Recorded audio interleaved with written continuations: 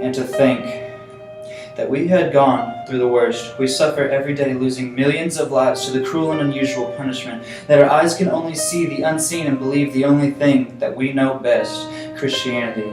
Oh, but we say, Jesus, come, oh Jesus, like the fire. Fire destroys, burns, and rises, different sizes of flames to run through our veins, with the ultimate sacrifice given and paid. But Jesus, oh Jesus, how can we stop the flesh from destroying the rest of us? When in all reality we fight, and in the end we see the light shining through our eyes. But wait, where's the justice, and how do we know when enough is? You see, we call ourselves Christianity, eyes blind to the Messiah. We can't see, but in Him we find victory. In Him we see Almighty Son of God who loves me.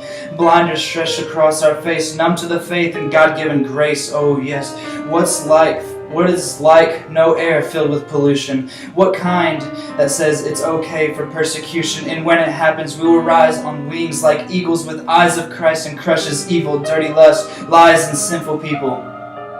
Barabbas, the murderer, rebel, and thief, he holds to his flesh an only belief that Jesus will lose his rightful place to be free. Oh, in Jesus, yes, the one who frees us in the love of the Father, peace, strength, and a lot to offer. But what more? What more does he have to offer?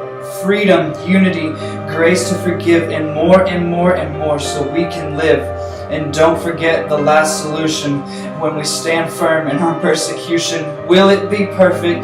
No. But will it be worth it? Yes.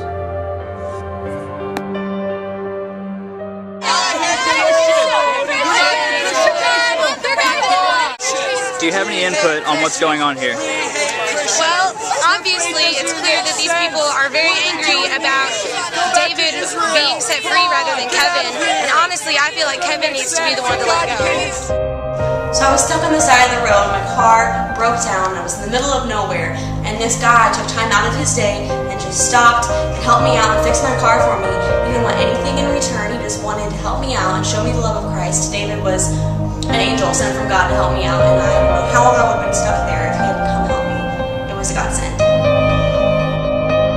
Why not David? Because he's a Christian, obviously. Why would we want the Christian to be free on the streets? I was walking into Walmart and all I can think of is I only have $10 for groceries. And all of a sudden I was walking in and this guy came up to me named David telling me, I'm here, I want to help you. I felt like I needed to help you and I think I need to buy your groceries. He had no idea how I felt and what I needed. All I could think of was like, wow, somebody wanted to pay for my groceries. I go in, I was surprised, and then he said, let's go ahead and walk in. I go in with my grocery cart and I put enough for a loaf of bread, enough that I would pay with my $10. He said, no, you need more. You need juices, you need milk, you need fruits, you need vegetables. He put that all in my basket, and by the time we walked out, it was almost $200 worth of groceries. I have never been so grateful in my entire life.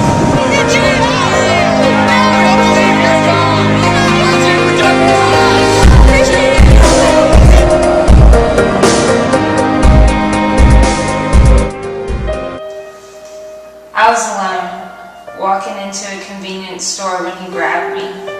He put his hand over my mouth and pushed me into one of the outside bathrooms. He forced himself on me and wouldn't stop. I tried to scream for help, but nobody could hear me. I was alone. He took something from me, something valuable, something I'll never get back.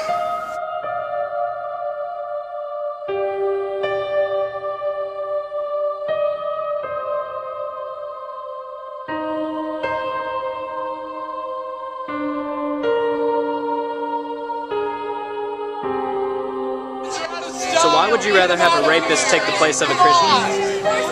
Because he's a Christian, and Christians aren't ignorant.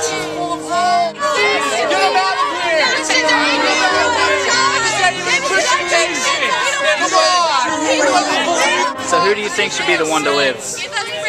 Kevin just made a mistake. I mean, that's much better than a lifetime of hatred.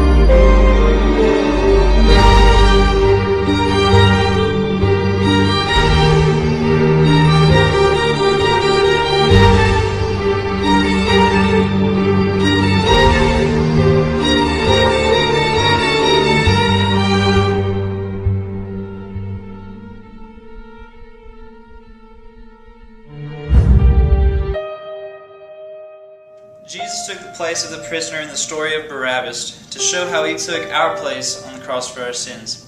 He was persecuted and named guilty in the place of the one who deserved it. John 15:20 says, "Remember the word that I said to you. The servant is not greater than his Lord.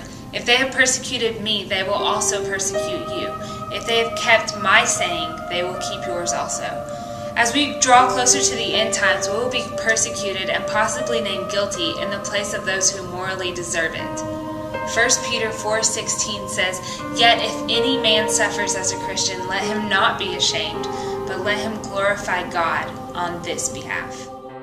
Jesus was whipped, beat to death, kicked, scorned, spit on, ripped from everything he had, betrayed and crucified with nails in his hands and feet. Are you prepared to face that level of discrimination? Is your faith strong enough to keep you pushing through when the battle comes? Are you willing to be a martyr for Christ? There are people in the mission field every day making sacrifices for their beliefs. Some are forced to give their lives. Really think and ask yourself, if it happened to you today, could you stand up for your faith? How far would you go for Christ? How far would you endure? Because Jesus stretched his hands from the east to the west to show how much he loved us and how much we were worth it. Barabbas was worth it. God sent his son for Barabbas, even though he knew he would walk away and never come back. He loved Barabbas. After looking at this story, I realized that Barabbas, that's me, and that's you. We are Barabbas. We walk every day not acknowledging the free gifts he's given us. We are free. The chains have been broken. Our debt has been paid. So who are we not to stand up for Christ when it gets hard? Who are we not to die for his sake? Who are we to think we deserve anything better than Jesus took on the day that he set Barabbas free? Barabbas was worth it. We are worth it.